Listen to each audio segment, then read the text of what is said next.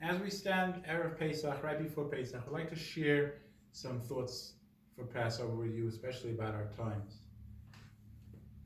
The commentaries teach us that on Passover we don't only celebrate the physical exodus from Egypt, as the Haggadah says, if we would not have been freed, we would still be slaves to Paro, but we also celebrate spiritual freedom.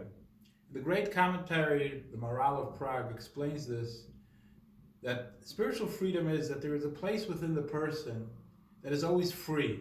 And that was given to us when we left Egypt. Which means there is a part of us that can always rise above the various challenges or adversaries or difficulties we are facing.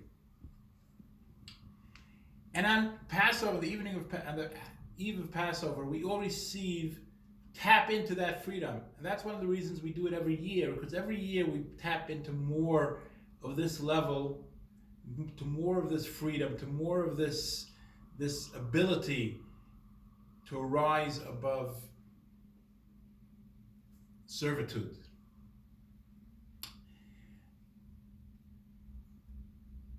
This is increasingly important in our times, that we are all facing this great difficulty of the corona. Now, from a Jewish perspective, it is obvious that there is some form of transformation that God has in plan with this great upheaval. Because from a Jewish standpoint, every small change in the world, in our daily lives, is part of a greater plan that God is orchestrating. So surely something of this great magnitude is surely part of some transformation the world has to go through. We can all try to guess or try to figure it out what that transformation is. But one thing is very important to know, that transformation, we play a very big part of it. And by us on this Passover getting together, take that back, not getting together everybody according to the safety precautions, but by us doing the Seder, each one of us doing the Seder and following the traditions, as it says in the Haggadah, to have the Seder plate, and then to read the Haggadah, and to sing the beautiful songs, and to to discuss it with the family. As we do that Seder, we are playing a very big part in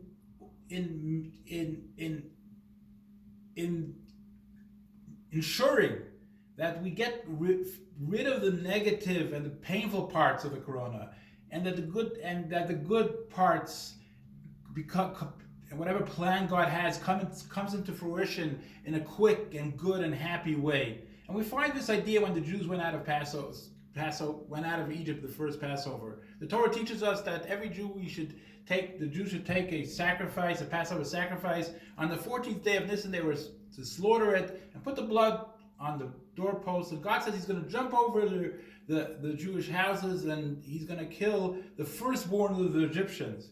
And the verse says you should not go out of your house on the evening of the 14th till the morning. And the commentaries say that the reason for that is because while there was the killing of the firstborn and all these transformation happening, the destroyer was destroying Egypt, and it was dangerous to go out. It was dangerous to be outside. So what were the Jews doing while the night of the 14th?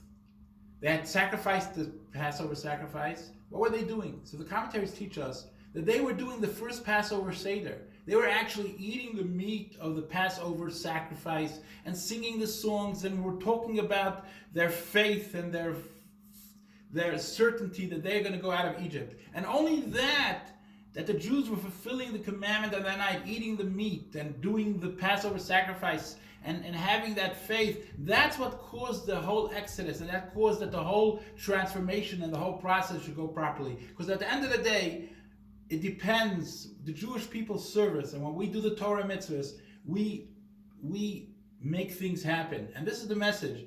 We can watch the media, we can know everything, we can listen to experts, but really at the end of the day, it's up to us. And it's up to how we will keep this Passover. First of all, we should not have any chametz. We should, the whole Passover, make sure not to have any chametz. God forbid to eat or even to own any chametz. And to fulfill all, as best as possible, to get into the holiday spirit, even though it's a difficult time, it's a happy time, and we have to get into, it's a mitzvah to be in a happy spirit, and to fulfill, of course, all the Seder, the way that God says, the proper traditional way. It doesn't have to be very long, but we have to fulfill everything it says. And Zoom is not good enough. First of all, on a holiday, you're not supposed to go on to do Zoom. Secondly, it's not about watching someone do a Seder. Each one of us has a responsibility to do a Seder and to talk to our families and to discuss Passover and to discuss the miracles and to discuss the message. And God willing, this will all cause that we should have the great miracles that Passover brought the first year will reoccur, as the commentaries teach us. Every year it reoccurs, it will reoccur, and this year we'll have great miracles, and we'll see the light of the darkness, of all the difficulties and suffering that the world experienced, and we will see the light of the darkness and have the light of the darkness, and that will be fulfilled in the greatest possible way very soon with the coming Mashiach.